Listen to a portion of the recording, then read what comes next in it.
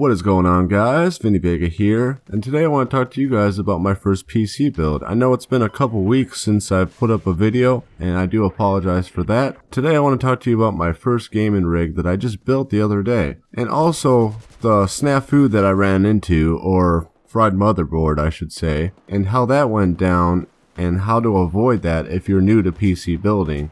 Say you yourself are trying to build your first PC rig, and I'm telling you right now, it's super easy to do. Anybody can do it, but just make sure you don't do what I did. And after you hear this story, you will know exactly what not to do when building your PC. Now, to start things off, it was basically like a chain of events. So I got most of my build all ready to go by Monday. The only thing I was missing was my graphics card and my memory sticks. So I built most of it together. Next day I got my graphics card and my RAM. Once everything was all together, I powered it up. But when I powered it up, it just kind of flashed on and flashed off. And, I had no idea why. So I unplugged the power supply, plugged it back in, powered it up again, did the same thing. I opened up the case and I checked all the wiring and all that stuff. Noticed that exhaust fan was actually loose. It was on just enough to where it can just, purge some power into it. So I tightened that back up. Put it back together, it powered on fine, loaded up Windows and all that stuff. So I brought the computer down to its new home. Once I plugged it back in and powered it up, started getting my programs together, started downloading Battlefield 4, because of course I had to get my Battlefield on PC, naturally. And while that was downloading, I figured, you know what, I'll go ahead and try the Elgato and see how efficient this is with processing the videos. So, I go to plug in my Elgato. I initially try to plug it into the front USB on the panel. Then all of a sudden, before I can even plug it in, before I can even touch the USB, it sparked. I'm like, okay, that's weird. Most people would probably, not try to plug it in at all after that and figure out what's going on first. I'm sure some of you already know exactly what I'm talking about. So I go to plug it in the back of the panel with one of the USBs on the motherboard. And when I went to do that, an even bigger spark occurred. Mind you, my PC is still running, but this caused a major spark. It melted that USB, both on the cable and on that USB connection. I'm like, what the hell, Come to find out, I had to purge the power out before plugging it back into the power supply. Meaning, without the cord even plugged into the wall or anything, just hit the power button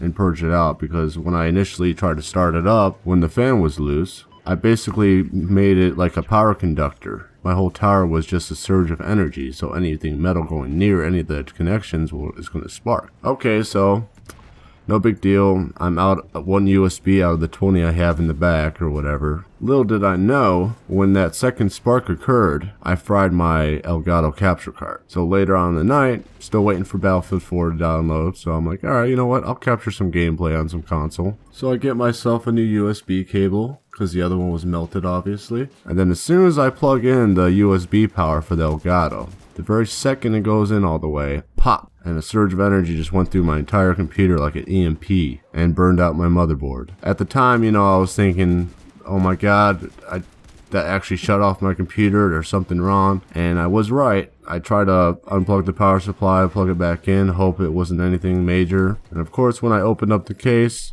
I seen this, the motherboard, with a nice little fry mark by the USB ports. And that's when I knew the motherboard was fucked. At this point in time, I'm in meltdown mode. I'm freaking out. I'm saying I'm going to have to buy a new motherboard, possibly other parts if it took it out with it. Luckily for me, the CPU and the motherboard I did buy as a combo. I got a good deal on it at the Micro Center. So the next day, I took the motherboard back up to the Micro Center with the receipt. I said, I burned out my motherboard. I just plugged in a USB and whatever. I kept it simple. The lady was super nice, and she was like, okay, no problem. We'll exchange that for you. So great. Free exchange, So I get back home, I put it back together. I did a hell of a lot better job of my cable management. So the cables are not only out of the way, but they're also, have a little bit of slack to them too. So it wouldn't be so tight. Mind you, the fan that initially started this chain of events. So I powered back everything on again, and I'm on the boot screen. So I'm like, what the hell, Windows is already loaded on the hard drive, it should work. But I hear a ticking from the hard drive, like click, click, click, click. So apparently the motherboard took the hard drive out with it. So I'm like, okay, by the time I figured this out, of course, after it's all together, it's like 9 o'clock at night. No electronic store is open, so I can't just go and buy a new hard drive. So I set up an exchange to get my money back from Amazon. That worked out well. The very next day, or the next morning, I grabbed a new hard drive, I put it in, and everything worked out fine, you know. It was a very traumatizing experience for me. And if you're new to PC building, if you move your computer anywhere after building it, or if you have this kind of snafu or whatever, whenever you unplug the power supply to move it anywhere, I don't care if it's like 2 feet, make sure you hit that power button. Because if you don't hit that power button to surge out the energy when it's unplugged, this could happen to you. And that is the very purpose that I made this video, to kind of warn you guys, you know, make sure you get all your ducks in a row. Make sure you check your connections when everything's built, and when you powered it on, make sure you hit that power surge button on the tower before you even plug it back in. That way, if there's any energy whatsoever, whether it's static or anything of that matter, it's all expelled. So hopefully you guys learn from me not to do this. It's super unfortunate that I'm out of capture card right now, which means I can't record any new console gameplay for you guys. I do have some files saved over to hold me over until I get a new one. I did use DX Story to record this gameplay, and I love this program. I love the fact that you can separate all the audio completely and then deal with it later, and that's a great feature. But the only problem about DX Story is it's a very huge file size, and also it doesn't have flashback recording. With the Elgato, it was a very small file size, and I could go back in time and record. I didn't have to always record, or whatever the case may be. I could have just said, oh, I like that gameplay, and record it. In this case, you either record or you don't. Eventually I will get a new capture card. It's not going to be anytime soon, but I will still continue making videos for you guys. A lot of Battlefield 4 if it's new recording,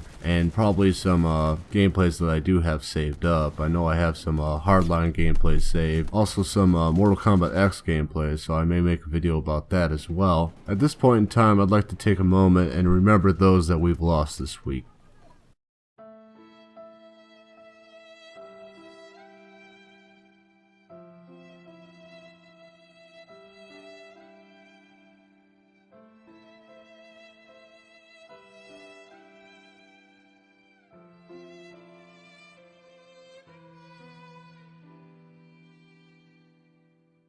Hope you guys have a wonderful day today. Don't forget to rate, favorite, and subscribe, and I'll see you on the next one.